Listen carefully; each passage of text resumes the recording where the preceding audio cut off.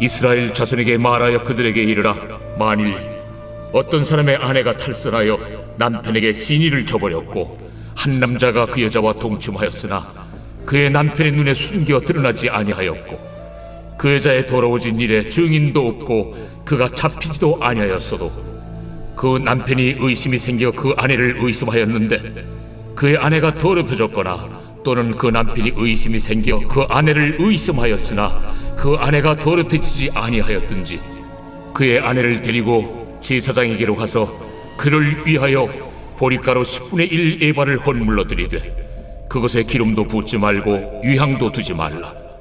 이는 의심의 소재요 죄악을 기억나게 하는 기억의 소재라. 제사장은 그 여인을 가까이 오게 하여 여호와 앞에 세우고 토기에 거룩한 물을 담고 성막 바닥에 티끌을 취하여 물에 넣고 여인을 여호와 앞에 세우고 그의 머리를 풀게 하고 기억나게 하는 소재물 곧 의심의 소재물을 그의 두 손에 두고 제사장은 저주가 되게 할 쓴물을 자기 손에 들고 여인에게 맹세하여 그에게 이르기를 내가 내 남편을 두고 탈선하여 다른 남자와 동침하여 더럽힌 일이 없으면 저주가 되게 하는 이 쓴물의 해독을 면하리라. 그러나 내가 내 남편을 두고 탈선하여 몸을 더럽혀서 내 남편 아닌 사람과 동침하였으면 제사장이 그 여인에게 저주의 맹세를 하게 하고 그 여인에게 말할지니라. 여호와께서 내 넓적다리가 마르고 내 배가 부어서 네가 내 백성 중에 저주거리 맹세거리가 되게 하실지라. 이 저주가 되게 하는 이 물이 내 창자에 들어가서 내 배를 붓게 하고 내 넓적다리를 마르게 하리라 할 것이요 여인은 아멘 아멘 할지니라.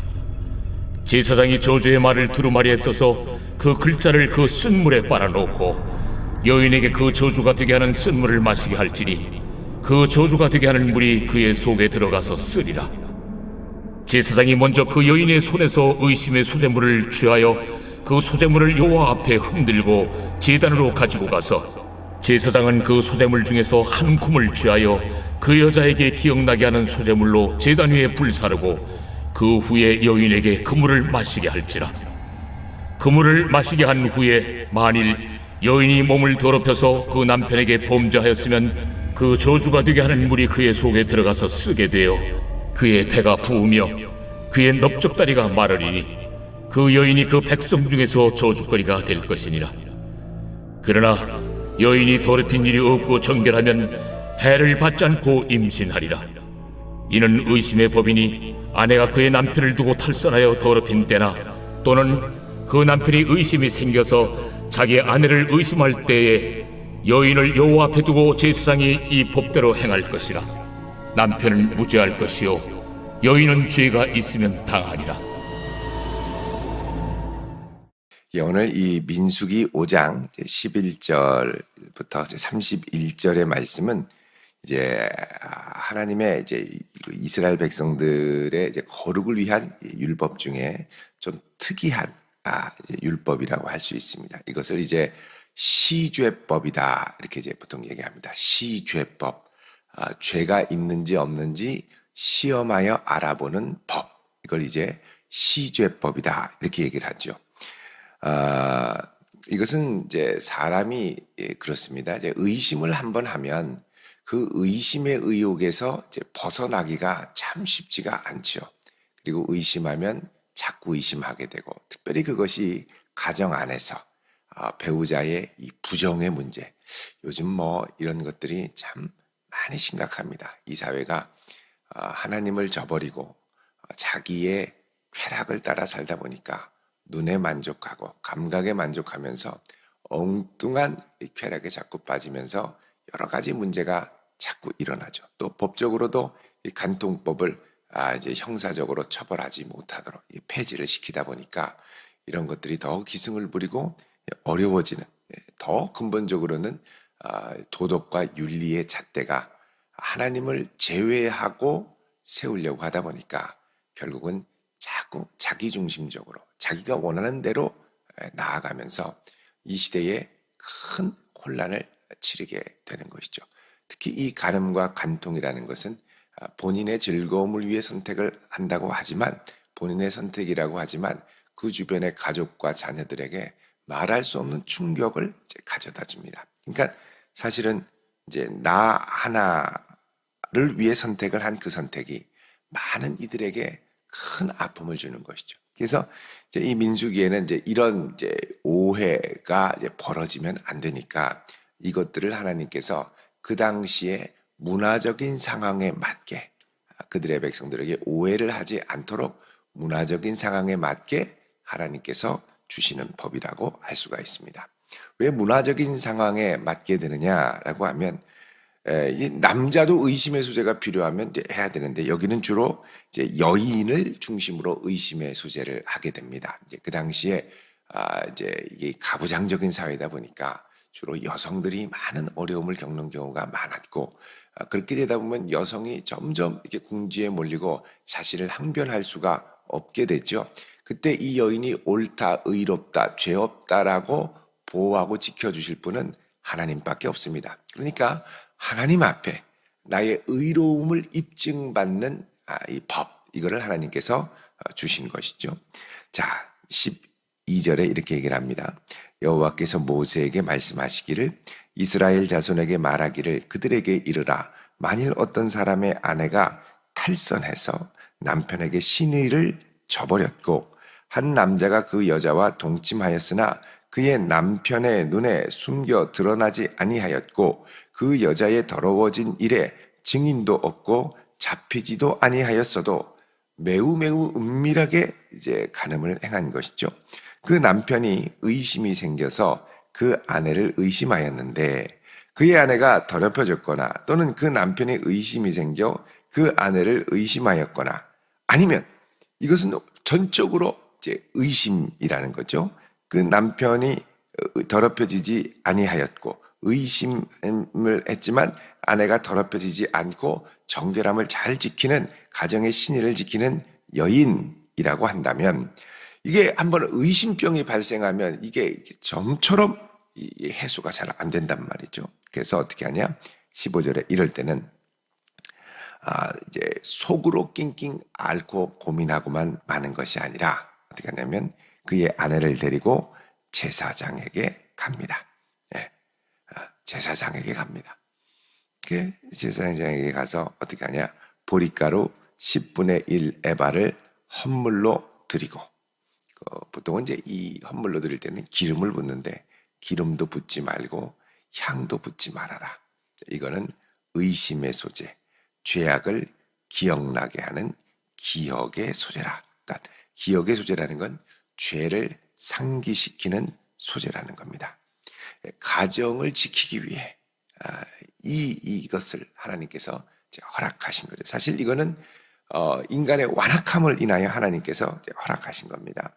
자, 이렇게 이제 가서 의심의 소재를 드리면 제사장은 여인을 가까이 오게 해서 여호와 앞에 세우고 토기에 거룩한 물, 성전에서 쓰는 이 거룩한 물을 담고 성막 바닥에 있는 티끌, 이 먼지를 취해서 이 물을 넣습니다. 그리고 이 여인을 성막을 향하여 여호와 앞에 이 성전 앞마당에 세우고 그의 머리를 풀게 하고, 풀게 한다라는 건 애통과 회개를 의미합니다. 자, 그렇게 하고 기억나게 하는 소재물, 곧 의심의 소재물을 그의 두 손에 두고 제사장은 저주가 되게 하는 이 쓴 물, 거룩한 물에다가 이제 성막 바닥에 티끌을 넣은 거니까요. 그거를 이제 주는데 맹세를 먼저 합니다. 뭐라 그러냐면 19절에 내가 내 남편을 두고 탈선하여 다른 남자와 동침하여 더럽힌 일이 없으면 저주가 되게 하는 이 쓴물에 해독을 면할 것이다. 그러나 내가 그렇지 않으면 이것이 내 몸에 들어가서 21절 중반에 보면 내 넓적다리가 마르고 배가 붓고 백성 중에 저주거리 맹세거리가 되게 할 것이라. 그럼 이 말에 대해 여인은 어떻게 해요? 아멘 아멘 이렇게 얘기를 한다는 거예요. 그러니까 만약에 여인이 떳떳하면 그럼 당신 의심의 소재를 해볼래? 그럼 좋아요 해요 이렇게 되고 그럼 의심의 소재 해볼래? 근데 죄가 있으면 그거 하면 어떻게 돼요? 넓적다리가 막 마르고 배가 붓고 큰일 나잖아요. 그럼 아유 죄송합니다. 이게 이제 탄로가 난다라는 거죠. 자, 그래서 이 아멘 아멘을 하면 23절에 제사장이 저주의 말을 두루마리에 써서 그 글자를 쓴 물에 이 두루마리를 빨아서 넣고 이 쓴 물을 마시게 하면 그게 들어가서 효력을 발휘한다는 겁니다. 자, 이렇게 해서 정말 이 여인이 간음을 하고 그렇게 됐으면 하나님의 저주가 임하게 되는데, 그 다음에 28절에 그러나 여인이 더럽힌 일이 없고 정결하면 해를 받지 않고 임신할 것이다. 그러니까 이렇게 해서도 아무 의심이 없으면 내가 괜히 의심했네 라고 알고 여인이 아무 부정을 저지르지 않았다라는 걸 입증하게 된다는 겁니다. 자, 그렇게 되면은 이 아내가 남편을 두고 탈선해서 더럽히거나 또는 남편의 의심이 생겨서 자기의 아내를 의심할 때 여호와 앞에 제사장이 행할 법이라는 겁니다. 자, 이렇게 되면 남편은 무죄하고 여인은 죄가 있으면 당할 것이다. 이렇게 얘기하죠. 사실 이런 거는 남자들에게도 좀 해야 됩니다.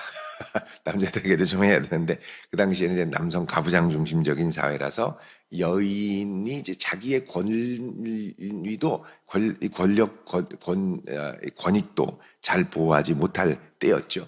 그때 하나님께서 보호하고 지켜주시고, 또 여기 이제 더 중요한 게 있습니다. 그건 뭐냐면 하나님이 세우신 가정의 질서의 중요한 기초가 이제 보통 이제 간음은 은밀하게 행하는 거니까요. 은밀한 것으로 인하여 망가질 때 그 은밀한 것조차 밝히시고 드러내시는 분이 누구냐? 하나님이시라는 거죠. 그래서 은밀한 것이 하나님 앞에 있는 겁니다. 은밀한 것이 하나님 앞에. 그리고 이게 명확해져야 나중에 여인들이 남편이 이렇게 이혼 증서를 써서 내보낸단 말이죠. 그래서 내보낼 때도 그냥 보내지 말고 이 남편의 아주 나쁜 못된 것을 막기 위해서 이혼 증서를 써줘라 이렇게 이제 얘기하는데, 이혼 증서도 안 써주고 간음해서 걸리면 이혼 증서도 안 써주고 내보내는데 의심의 이유만으로도 이 이혼 증서를 안 쓰고 이제 내보낼 수 있다라는 거죠. 이제 그렇게 되면 이 여인이 아주 어렵고 억울하게 이제 참 고통을 받을 수 있으니 의심의 꼬투리 또 이혼의 꼬투리를 당하지 않도록, 이게 어떻게 보면 여인들의 권익을 보호하고 하나님께서 그 시대 가운데도 여인을 지키기 위해서 마련하신 제도라고 할 수가 있습니다. 자, 이 모든 것을 심지어는 아주 은밀한 것들조차 다 하나님께 아뢰며 하나님께서 판단하시도록 한다는 거죠. 자, 이거 맹세를 해서 저주가 임한다는 건 뭡니까? 하나님은 내가 은밀한 지점에서 했던 것들을 알고 계시다라는 겁니다. 하나님 알고 계시는데, 하나님 알면 그냥 바로 벼락치고 번개치고 여러분 간음하는 현장마다 번개가 치면 모텔에 불이 많이 나겠죠. 간음하는 현장마다 그러면 큰일 날 겁니다. 근데 하나님께서 그거를 알고 계심에도 불구하고 딱 계시는 거죠. 뭐냐면 회개하고 돌아올 때까지 자비와 은혜로 기다리신다라는 겁니다. 그러니까 하나님께서 은혜로 기다리시고 붙들어 주실 때 빨리 회개하고 돌아갈 수 있으면 좋죠. 정 못 견디게 써서 제사장한테 나와서 정말 하나님 이게 무엇입니까? 라고 물어보고 구하면 그때는 하나님이 진리를 밝혀주신다는 겁니다. 그러나 그 이전에 하나님께서는 우리가 스스로 거룩하게 주 앞에 서서 하나님 앞에 신실하게 서서 믿음 생활을 하기 원하신다는 것이죠. 여러분, 우리의 모든 삶의 부분이 하나님 앞에 있습니다. 다 드러나면 정말 얼굴을 들고 살기 어려울 정도로 그 모든 것 가운데 하나님이 함께 하시고 보시고 아신다는 것이죠. 근데 이런 의심의 소재가 드러날 때 겨우 이게 이제 드러나게 되는데, 그런 거 보면 하나님은 참 우리의 허물과 부족함에도 불구하고 오래 참고 기다리시고 무던하게 붙들어 주시는 분임을 알 수가 있습니다. 사실 우리가 하나님의 은혜 덕분에 여기까지 왔고 또 그분의 은혜와 자비 덕분에 이렇게 나와 기도할 수 있죠. 여러분, 우리가 하나님의 은혜 앞에 날마다 긍휼을 구하면서 나아갈 수 있기를 바랍니다. 그리고 우리의 눈에 보이는 것이 눈에 띄면 우리는 그걸 이제 못 견뎌 할 때가 많은데, 그때 어떻게 해야 되느냐? 이 모든 것을 아시고 판단하시는 주님께 나와 기도해야 해야 됩니다. 그럼 우리가 이제 내 눈에 보일 때 이건 아니다 싶어서 뭔가를 바로잡으려고 혈기를 부리면 그게 잘 해결되면 좋은데 그 부린 혈기대로 해결이 안 될 때가 너무 많습니다. 결국은 이거는 아니다라고 생각하는 그 부분조차도 하나님께 나아가 기도하고 맡겨야 되는 부분인 거죠. 그래서 하나님 이 모든 것을 하나님이 아시오매 하나님이 판단하시고 붙들어 주셔서 주님 역사해 주십시오.